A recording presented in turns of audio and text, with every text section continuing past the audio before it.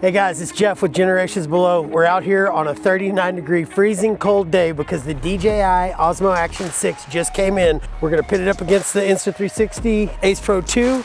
I've also got the Dive Bulk with an iPhone 17 Pro Max in it that we're gonna run some today. Hang around until the end of the video because Gunnar and I are both diving Ocean, Reef, Neptune 3 full face masks with comms. I'm gonna show you how we capture our underwater communications and audio on there, so stay tuned.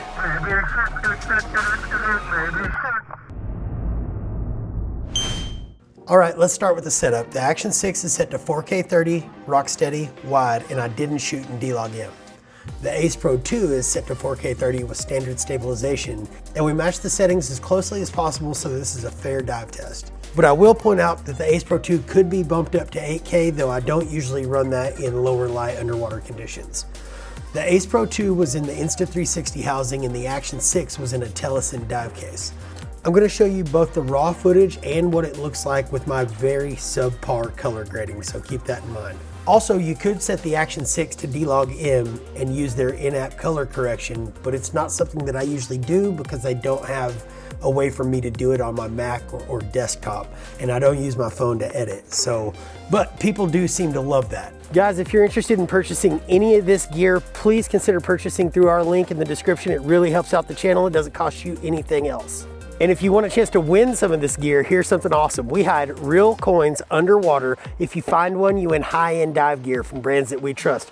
Just in the last couple weeks, we have secured trips to the Maldives, Key Largo, Colombia, Roatan. We're gonna be hiding these things everywhere. And the next one's coming up in Cozumel, so stay tuned. Form factor and use is basically the same for both cameras and what you'd expect from an action cam, except that the DJI has the front screen and the Ace Pro 2 has the flip screen that's awesome on the surface, but that you can't use in a dive housing. So I think DJI edges them out on this one.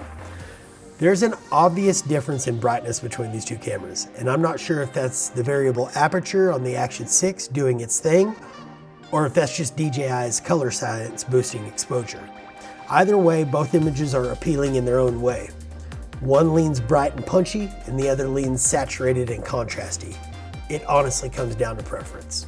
Stabilization on both of these is fantastic. I can't pick one over the other, to be honest. They're both just rock solid. But neither one of these cameras come close to the Insta360 X5 that Gunnar and I use for most of our dives. That's still the stabilization king for scuba, but the image is obviously better out of the Ace Pro 2 and the Action 6. So pick your poison. I was really curious about the close focus performance because the Action 6 has the variable aperture. And here's the thing, I'm not totally convinced it focuses any closer than the Ace Pro 2, but let me know what you think in the comments. When it comes to macro, I'd take the iPhone 17 Pro Max in a Dive Bulk housing. We just got the C-Touch 4 Max Plus and the macro in that thing is insane. But to be fair, almost no camera gives you perfect macro and perfect wide without swapping lenses.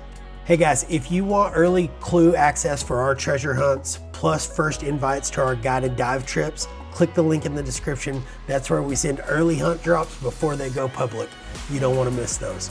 To make either of these really shine underwater, you're gonna need video lights. This dive was only about 25 feet and crystal clear water, but it was an overcast day, and even then you can see where the colors start to fall off. If you're going any deeper than this, you're gonna need lights, which does kind of defeat the purpose of keeping the rig small and using an action camera anyway, but that's the reality of shooting underwater.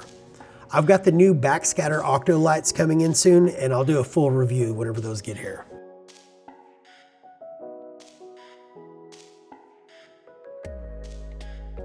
Guys, I honestly can't call it. I think both cameras are great, and it basically comes down to preference.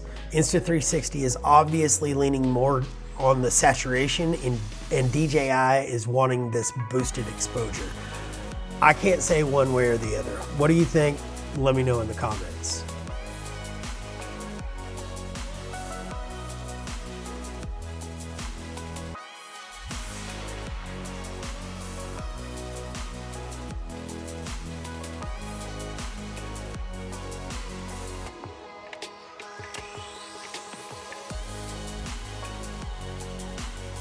Before we wrap up, here's some clips of Gunnar and I talking underwater in our Ocean, Reef, Neptune 3s so that you can understand how we capture our audio.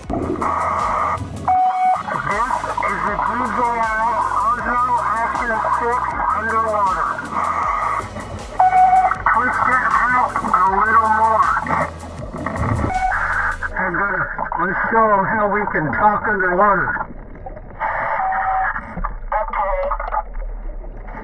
We're using the Mercury GSM comms, and then we use another Ocean Reef M101A receiver that has a speaker on it. If you keep it close to your cameras, it'll pick up the audio coming out of the speakers. Let me know if you want a full breakdown of this in the comments, and if you do, I'll make a video on it. Next up, I'm going to be doing a full review of the Garmin X50i and the Dive Volk with the iPhone 17 Pro Max.